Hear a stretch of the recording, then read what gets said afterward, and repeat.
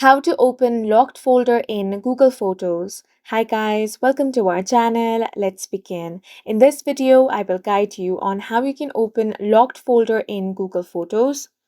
For this, you want to open the Google Photos app on your device.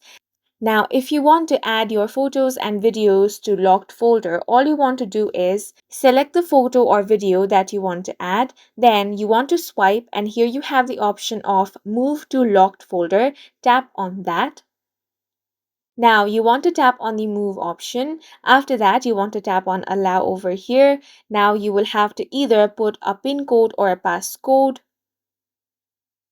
After that, your photo or video will be moved to your locked folder. Now, if you want to access your locked folder, then you want to tap on the search bar over here. Now here you want to search for locked folder, then tap on that. Now you will have to enter your pin code or passcode. As you can see, you have successfully opened your lock folder, and that's it for this video. If you found it helpful, please make sure to hit the like button and subscribe for more videos like this.